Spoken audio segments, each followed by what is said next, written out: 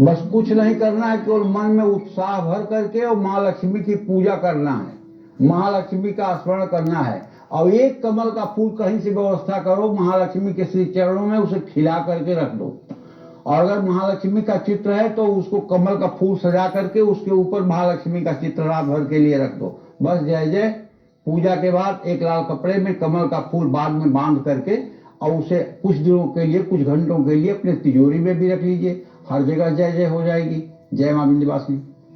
और जो उपाय आप सब जानना चाहते हैं कि धन से जुड़ा हर संकट इस दीपावली कैसे दूर होगा, इससे मुक्त होने के क्या उपाय हैं, पंडित जी क्या विशेष बताने वाले हैं, ताकि कर्ज है तो वो भी दूर हो, कहीं से धन आना है, रुकावट है तो वो बाधा भी दूर हो, क्या उपाय है? मैं तो कहूंगा कि सभी लोगों को, यदि आपके पास थोड़ा सा भी समय है तो दीपावली की रात लक्ष्मी गणेश के पूजन के साथ आप एक कलम डायरी की भी पूजा करिएगा, एक स्याही वाले दावात की भी पूजा करिएगा, और एक अगर आपको कुबेर यंत्र मिल जाए तो कुबेर की भी पूजा करिएगा। और इन सब की पूजा करके सब सारी वस्तु पूजा पर यथावस्थान रहने दीजिएगा। द्वितीया के दिन इन्हें दूसरी जगह पे स्थापित करिएगा। और श्री सुक्तम के और कनक धारा स्त्रोत के जितना अधिक से अधिक संख्या में आप पाठ कर सकते हैं करिएगा, इससे आपकी मनोकामना पूरी होगी। जय मां विंध्यवासिनी। और बस कुछ ही पलों में हम दीप दान की बात करने वाले हैं, क्योंकि इसका भी दीपावली विशेष महत्व होता है। लेकिन पंडित जी, क्योंकि एक अध्याय निकला, उसी से जुड़ा एक प्रश्न रह गया, मैं जानना चाहती हूँ, जब हम दीप जलाते हैं तो किनके किनके नाम का दीप अवश्य जलाना चाहिए अपने देवस्थान पे? जैसे कुल देवता, कुल देवी, ग्राम देवता, क्या इनके भी दीप जलाए जाने चाहिए? उस स्थान पर कितने दीप अनिवार्य होने चाहिए, ये बता दीजिए। देखो, पहला दीप गणेश जी के नाम से जलाना चाहिए, दूसरा दीप लक्ष्मी जी के नाम से जलाना चाहिए, तीसरा विष्णु भगवान के नाम से जलाना चाहिए, चौथा शिव जी के नाम से जलाना चाहिए, पांचवा सूर्य के नाम से जलाना चाहिए, छठवां कुल पूजित देवता के, छठवां इष्ट देव के, और सातवां मतलब कि ग्राम देवता के, ठीक है, और आठवां मतलब कि जो है वास्तु देवता के लिए, ठीक है, और नौवां और 10वां सभी देवी देवताओं के लिए। अच्छा, ठीक है, 10 तो 11 दीप जलाने चाहिए। 11 दीप जलाने चाहिए।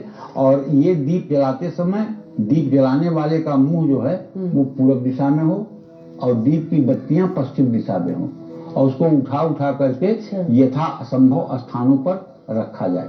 अच्छा, घर के अलग अलग जगहों पर रखा जा सकता है उनके नाम से। हाँ, तो इस तरह से दीप जलाते समय भी हमारे मन में भाव रहे कि ये दीप हम अमुक देवता के लिए जला रहे हैं, ठीक है। और सभी देवताओं के लिए अंत में 2 दीप जलाने चाहिए। उनसे सभी जो 33 कोटि हमारे देवता हैं उन सब के लिए वो दीप जो है जलाया जाता है। अच्छा, कार्तिक मास में हर दिन दीपदान करने का बहुत महत्व है।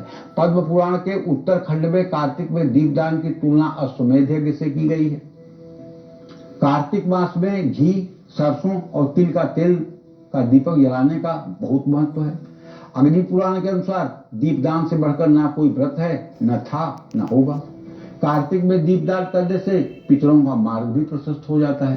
कार्तिक मास में मंदिर में, गौशाला में, पेड़ के नीचे, तुलसी के सामने, नदी के किनारे, अपने घर में, घर की छत पर, अपने पूजा घर में दीपक जरूर जलाएं।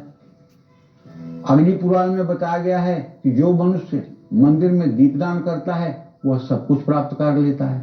पद्म पुराण के अनुसार मंदिरों में और नदी के किनारे दीपदान करने से लक्ष्मी की प्राप्ति होती है।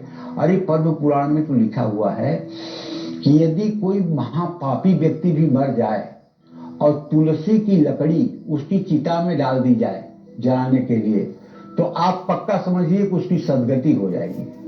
तुलसी की इतना महत्व, पद्म पुराण के पाताल खंड में इतना तुलसी का महात्म वर्णन है जिसकी कोई सीमा नहीं।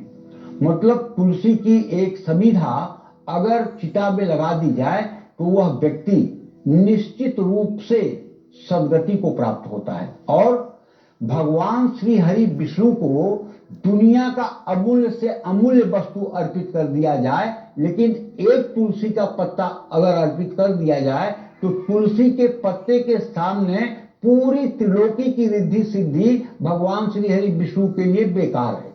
वो जितना प्रसन्न तुलसी से होंगे उतना प्रसन्न वो दुनिया के किसी वैभव से नहीं होंगे।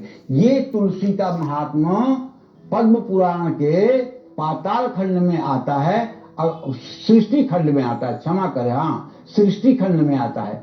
सृष्टि खंड अगर आप पढ़ेंगे तो तुलसी का महत्व आपको समझ में आएगा। इसलिए दीपावली की रात शाम को तुलसी के नीचे भी घी का दिया जलाना चाहिए। जय मां विंध्यवासिनी।